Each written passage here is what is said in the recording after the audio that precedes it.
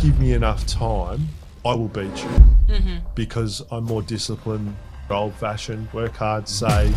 Once you get your foot in the door with one, it's very easy. Investing is playing it smart, being patient and playing the long game.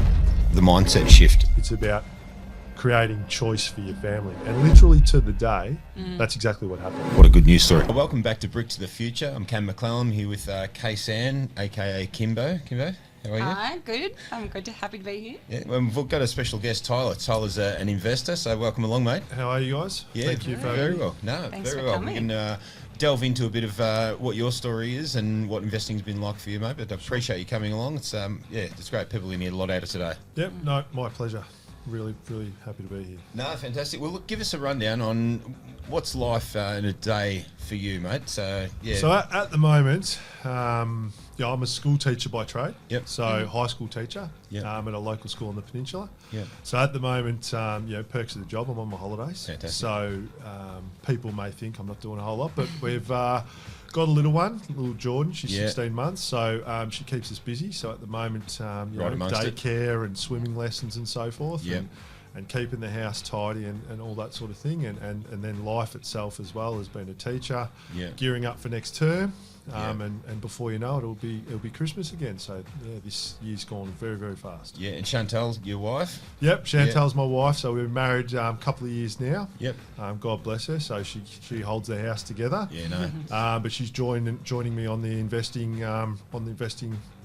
route that we're going down. Yeah. We're really excited about that, and excited to be here. No, today. it'd be good. No, appreciate it, mate. It'd be good to get an understanding of how you brought her along the journey. There's usually a driver and a passenger in any relationship, so it's always good to find out what that dynamic is and how the shift changes. Sometimes that shift fully changes and the other person jumps on and drives it, but I know you're pretty driven yourself, aren't you? Yeah. So I'm an all or nothing person, and as I said to you earlier, Cam's a gift and a curse. But Chantal, we've been together since 2018. Yep. And I had recently, whilst we were together, I'd bought my first investment property in WA. Yep.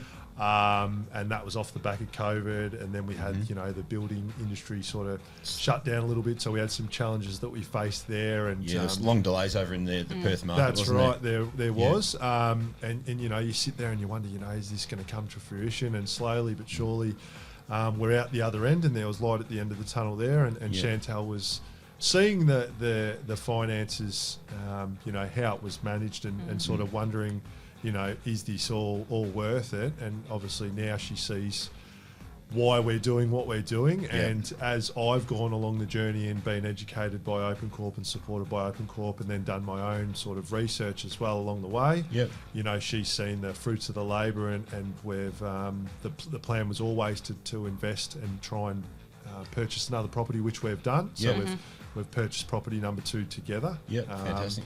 And she now is starting to really understand, playing the long game. And why we're doing what we're doing. And the reason for that is to create a future for ourselves as well as Jordan, and potentially, another child along the way, which is in the plans in the not too distant future. But to make life easier. But the goal really was to just give flexibility. Flexibility to our life, flexibility to what we want to achieve, and we're in the process of, with a short-term goal around about the 3-year mark, to try and buy that for bigger forever home that we'll need to house the kids and let them run right. So, nice. So you had your primary place of residence you bought down the peninsula, aren't you? So in Mount Martha, I just got in at the right time. I paid low 4s for it, brand new townhouse, 2-bed, 2-bath, and garage. And sort of 2 years later, off the back of COVID, we came out of COVID and got valued, and it had more than doubled in price. Fantastic. Someone I knew had sort of knew someone that knew someone. And I started doing my own research and going, I've made all this money from property number 1. I'd be silly to just go the old-fashioned way and just live in the one house, pay it off, and then sort of you go from there, which is sort of where my family background came from, slightly old-fashioned in a sense, in terms of you buy a house, you live in it, you pay it off, and there you go. So I had all this equity, got some advice, and got in contact with OpenCorp. So over the course of a month or two, we had a meeting or two to discuss all of that, and then I ended up purchasing Perth, and Yeah. I can tell you when I did, geez, I was shaking because Yeah. I came from a background where it was you earn money, you save money. Yes. It wasn't so much about investing, and to part with, a lot of money. Yeah. was nerve-wracking but exciting at the same time. Buying somewhere in another capital city, which Yeah. you hadn't been familiar with I saw- whatsoever. I will circle back to the property aspect of Yep. your journey, but I just want to, before we went on camera, we were talking about your bodybuilding Yep. and the mindset Yep. that you have around bodybuilding. Yep. Throughout that sort of section there, you spoke about just doing things different to your parents Yep. and what they Yep. had sort of spoke about. Yep. Can you just talk us through what it's like having, growing up with one type of mindset and then changing it, Yep. and how has your sort of like bodybuilding journey Yep. in terms of the discipline Yep. translated into investing? Yep. So my dad was a elite athlete. Okay. One of the first ever sponsored athletes by Puma. Really, really elite runner. So we grew up very sport orientated. Yeah. And I took to basketball quite young, so primary school. Mm-hmm. And he always instilled in us to always be yourself. Mm-hmm. You don't worry about what people think. You want to be different. It's good to be different. And I've always felt different. Mm-hmm. I grew up in an affluent area, or became an affluent area in Cheltenham, Sandringham, right on the border there. And so I had a lot of friends that lived in Beaumaris and Sandringham. Yeah. A particular story that I tell a lot of people is I had a friend, and we don't have to name him, but their father was quite smart with how he invested money and set themselves up. And I always looked at that and gone, like, how could I ever do that? And from a very young age, that instilled work ethic in me to, you work hard, you get rewarded. And so from a young age, it was doing chores like helping Dad paint the house, cleaning the car. So I still remember today, vacuuming and washing the outside, I get $10. Yeah, that's right. Yeah. Right? It's good, And he good lesson, that time spent for money Yep. earned, isn't it? Yep. And so he taught me that, and it was whatever you earn, save half. Yeah. Okay. So back then, piggy banks and whatnot. So I always had money Yeah. hidden in my little spot in my room from all the jobs that I would do, and that would afford me the ability to buy things that I wanted back then. But I got into a career where your income's kind of capped, Yeah. and I look at all the other corporate businesses, and you go, well, how can I get to that point? But let's play it smart. And with the bodybuilding, it's all or nothing. Yeah. It's very, very regimented, but it's very, very disciplined. So the bodybuilding, if I come back around, my category of men's physique, it's not the biggest category in terms of how big you've got to be. But I always strive myself going, if you just give me enough time, I will beat you. Because I'm more disciplined than X, Y, and Z. So when you look at the investing side of things and buying property, it was, you've got to be patient, you've got to play the long game. But I instill the same mindset for my bodybuilding with investing, and it is like a chess game. If I move this spot here and I make this move here, this will happen, and it's not going to happen straight away, but we delay that gratification for later. Yeah. It's kind of like bodybuilding. You go through a preparation over 20 weeks. The gratification isn't the placing, it's what you achieve, because it's you versus you, Yeah. and it is a subjective sport. So yes, you're judged amongst others, Yeah. but it's more important for me as a successful bodybuilder to just be better than I was in the last competition. So with investing, what's taking that mindset in? What surprised you, like that you thought it was going to go one way and it's gone another, and you've had to pivot? Like, what are Yep. some surprises Yeah. or This is myth busting? Any misconceptions or light bulb moments? The myth busting was how nervous I was even having the meeting with Costa in the first place, going, but I'm not wealthy. Yeah. I don't have lots of money. I work hard, Yep. and I felt that I was a good saver. You're Yeah. old-fashioned, Yeah. work hard, save. Yeah. And I realised that you actually don't need to be of the upper echelon from your earning capacity. It's a plan that is individual to whoever is investing, based on their financial circumstances, based on the outcome, which is their end goal. Yeah. But it is investing is playing it smart, being patient, and playing the long game. And I realised that once you get your foot in the door with one, it's very easy to go from 1 to 2, 2 to 3. And people, I've got some people that have asked, why don't you just sell Mount Martha now and buy a forever home now? And why did you buy an investment if you haven't bought a forever home that you want to live in forever, essentially? And my explanation is buying the investment now will help us springboard to that forever home with a really, really manageable mortgage, and potentially the mortgage would be covered by the passive income from the investments, which then I can redirect into other investments, which long term means my wife can stay home with the kids.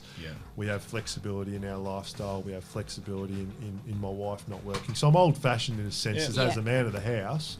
You really want to take a lead and make sure that you look after your wife and your family. And my way of wanting to do that is for my wife to have the choice. You mentioned holding costs. I know I'm actually your portfolio manager. Yes, you are. So we talk a lot. We spend a lot of time together. What has surprised you about holding costs? I feel like one of the big misconceptions about property is that to hold the property, meaning what you pay out of your wage week to week, is very expensive. What's been your experience with that? Initially, off the back of COVID, there was some expenses that we had already buffered for when we met with Costa initially. Now the property's obviously fully tenanted and you have that passive income coming in. The holding costs, I don't actually have anything. If you look at the income coming in versus what's going out, I'm in front by a substantial amount. So I don't technically have any of my own money coming out to hold Perth. I've actually got approximately 1,700 to 1,800 clear a month after I pay my holding costs that come in every month.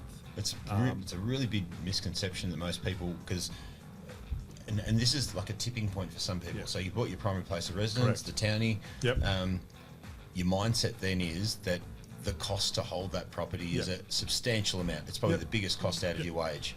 And out of a family unit, that's huge, because that's the major thing that impacts your lifestyle. So people assimilate that with the cost of buying investment property, and that puts fear into them as far as why they don't act or they don't consider looking at the numbers on what they can do. Correct. I think once you sit down in that, it's a really good example for you to go, I've got no doubt through your Perth build that you were probably bleeding for a while because the building cost or the building timeline took so long in Perth there. Correct. The upside of that is you've made a shit ton of money at the back end.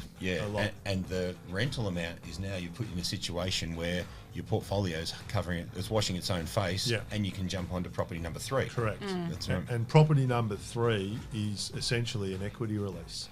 So there's been no money basically come out of my pocket to buy another one. What a good news story. And obviously, fingers crossed, with the analytics we did, that it will perform over a long period of time, because investing is not about cashing in 2 years' time. Correct. It's the longer you can hold it, the more flexibility it's going to create long term, which means if I love my job, I'll keep working.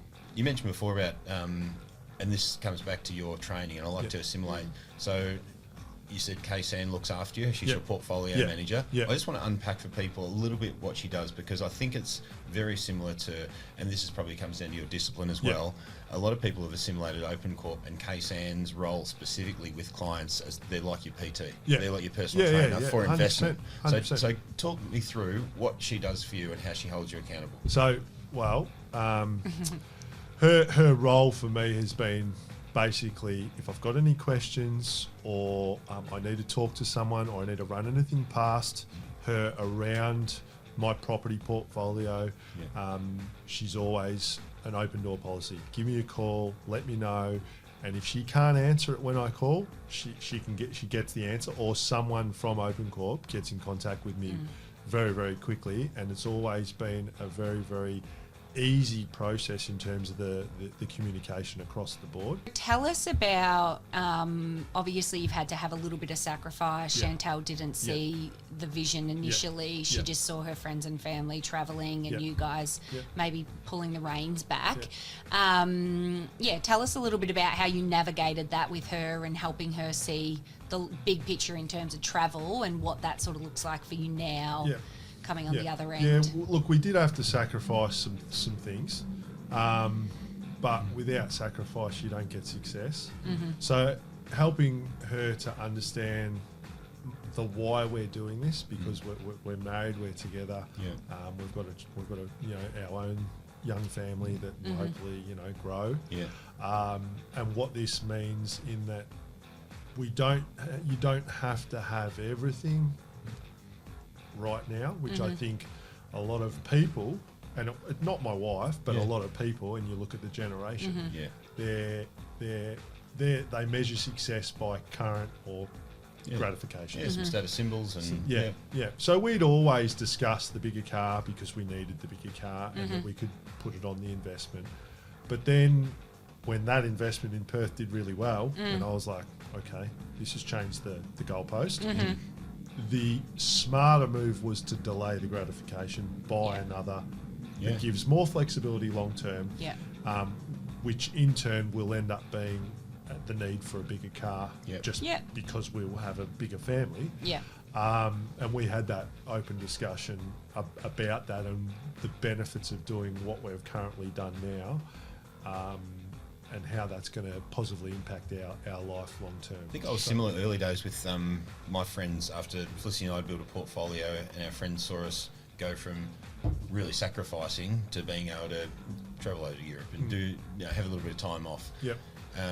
I know you're a big advocate of OpenCorp and very much appreciate that, mate. But I think a lot of people do it, and I assume that you're doing similar to the reason I was back in the day, that you sort of want your friends to come along the financial successful journey that you're having. How's that conversation go when you're talking to friends and family about what you're doing and then what they should potentially look at doing themselves? Well, look, I've got a couple of friends, I call it friends, colleagues at work. And one of those friends already had an investment property. And I said, I've got one. And we got to talking, and I've gone, look, it's done really well, and this is how I've done it. And he goes, but don't you have to manage it yourself? I go, no, I've got the company I work with. And he goes, who's that? I said, OpenCorp. And I said, this is what they've done for me. This is what they do. This is the process. And he's like, oh, okay. Fast forward, he's purchased a property with OpenCorp. Thanks so much for coming. Just one last quick question. Brand new investors, what piece of advice would you give them knowing what you know now? Knowing what I know now, if I was back, so we're talking 3 years, and I was in COVID, logged onto my laptop and gone, let's make some time, let's make use of my time. It would be to do your research, but also speak to people that have done it. So I was reminded, and everyone knows this saying: if there's 3 millionaires in one room, and you're the fourth person in that room, it's only a matter of time. So when it comes to investing, if you are surrounded by people that have successfully invested, they've successfully invested for a reason, whether it's using OpenCorp or people that understand the economic landscape and real estate better than you. It's only a matter of time before you're going to be that next person, and then you're going to teach someone else and bring them on board and help them to be successful.